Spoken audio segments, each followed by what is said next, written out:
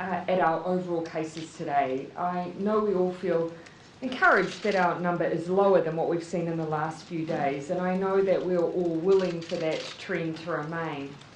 But while it would be too premature to say we have a trend yet, what we can say is level 4 is making a difference. We are seeing a decrease in cases outside of households, a decreasing number of locations of interest, and the reproduction rate reducing. Now, all of that helps, but the job is not yet done, and we do need to keep going. On Friday, Cabinet agreed to move all regions south of the Auckland boundary to alert level 3 at 11:59 p.m. tomorrow, Tuesday, August 31st.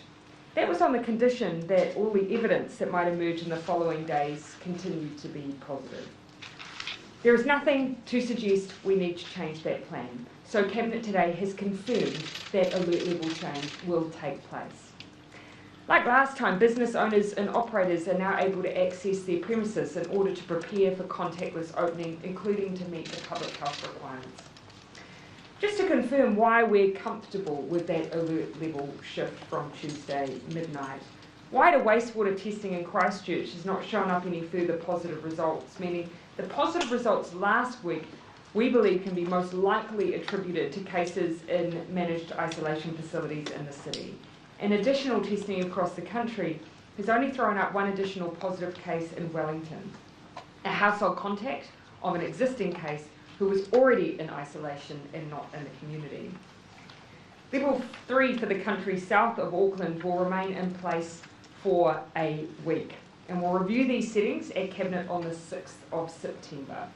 Our hope will of course be that we can keep lowering restrictions when it is safe to do so. So just to repeat, for the rest of the country south of the Auckland border, it will be level 3 for a week with a review at Cabinet next week.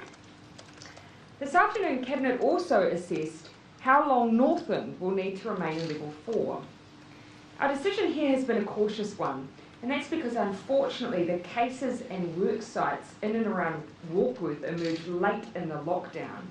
Now that was not the case for Wellington, for instance, where we had well over a week to monitor contacts and cases and ensure we didn't have spread. We just haven't had that level of time for the cases we're concerned about in Warkworth and with possible contacts beyond. Once we have that same level of reassurance for Northland, we feel confident to move alert levels. Now, additional wastewater testing at over 20 sites in Northland are due on Thursday. In addition, further testing from contacts across Northland, and we had a number of contacts across Auckland who have been at locations of interest, and some that relate to some more recent work sites.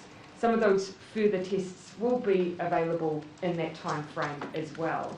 If these are all clear, the Director General and Cabinet has agreed to lower Northland to alert level 3 at 11:59 p.m. this Thursday.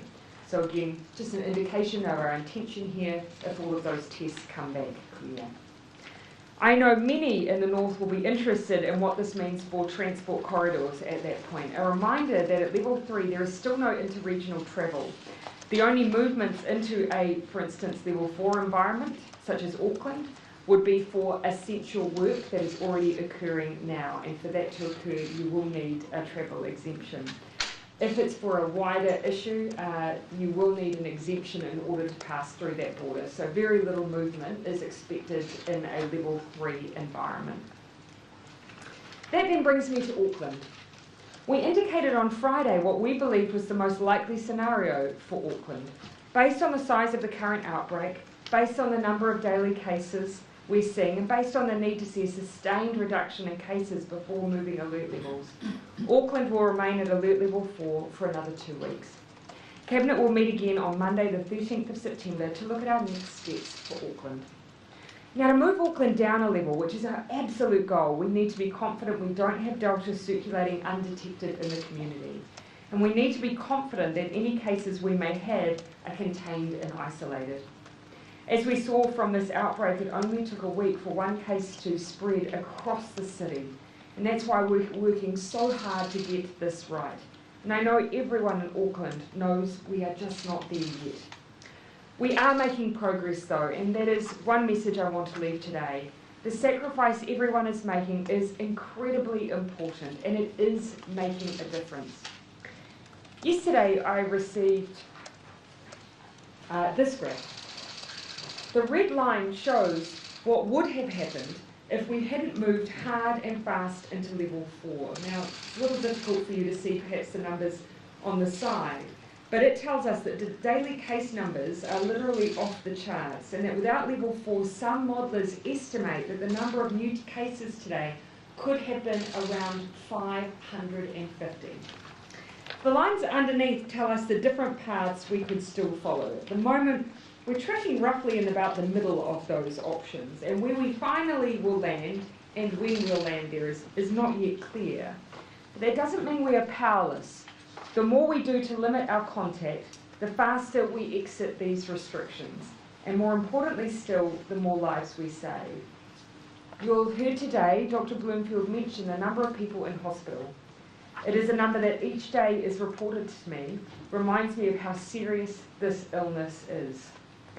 In the same way, I'm reminded when I read the figures out of the United States, where the daily average hospitalisations for COVID-19 are more than 100,000 people, similar to where they were in their last winter peak. We may not see it in our headlines as often, but the world over, countries and their people continue to battle this vicious virus. And now we have hundreds of people battling this virus in our country as we speak. Our job is to limit how many people have to face that as much as we can. My final message is really for all those outside of Auckland. Please remember that level 3 does not mean freedom. It means caution. It means staying in your bubble. It means distance. It means contactless transactions. And I will spend a bit more time going over that tomorrow. But while you're here, and while you're preparing to move into level 3, Auckland is doing a huge service for all of us. And not just now, but throughout this pandemic. It's Auckland that has maintained our gateway to the world, that has done a lot of the heavy lifting in welcoming Kiwis home safely, that has worked hard to keep the rest of New Zealand safe when there has been an outbreak.